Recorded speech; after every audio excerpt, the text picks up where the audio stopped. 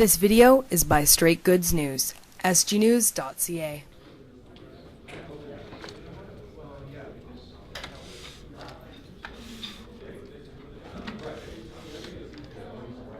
Releasing its second annual survey examining what benefits Canadians receive from the return of federal corporate tax rates that were slashed in the 10 years period from 2001 to 2011.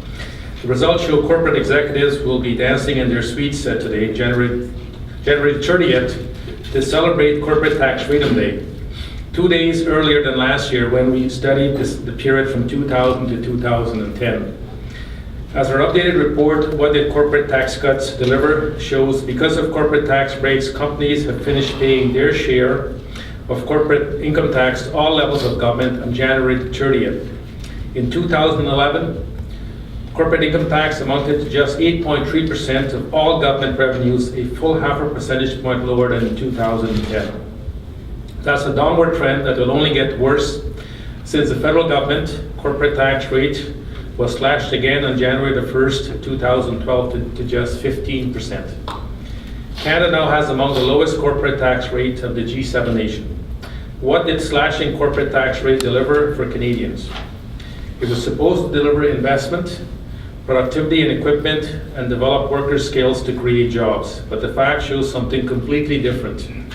The CLC examined the profits and investment of Canada's largest non-financial companies, the ones listed on the S&P, the TSX Composite Index in 2001 to 2011.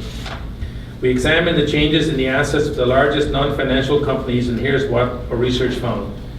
Big business simply used the increase after tax profits during this period to hoard cash, boasting dividends paid out to shareholders, as they have already seen increase in CEO executive pay to unbelievable amounts. Collectively, the top 10 corporate cash holders in this period accumulated $27.7 billion in extra short and long-term cash assets.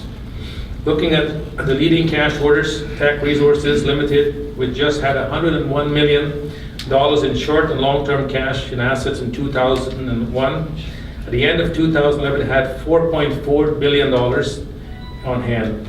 That's an increase of $4.3 billion in the short-term and long-term cash assets in 10 years. Even Research in Motion increased its cash assets in this period to over $1.39 billion, while slashing its workforce by 11% in 2011. Not coincidentally, the CEO of the same top 10 cash holding companies were among the most highly paid in the country.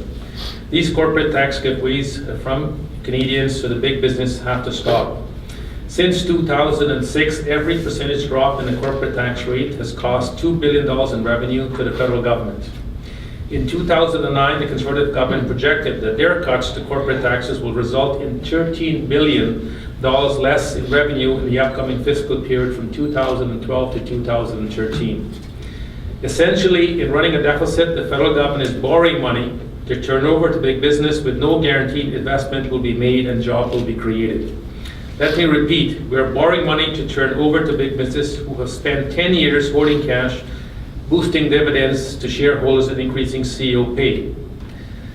They are not delivering the promised investment to create jobs. Since 2003, 500,000 of manufacturing jobs have disappeared in Canada. The kind of good-paying, family-supporting jobs Canada's economy needs to grow. Last year, we polled Canadians, and 92% agreed with us. If corporations aren't creating promised jobs, they should get the money back. The federal government is in a deficit, yet it is borrowing money to give to corporations at a time when the finance minister is cutting public service, like food safety, meat inspection, that are essential to Canadians. The government is foregoing $13 billion in tax revenue this year, yet is closing the Coast Guard station in Canada's busiest waterway in Vancouver just to save $900,000.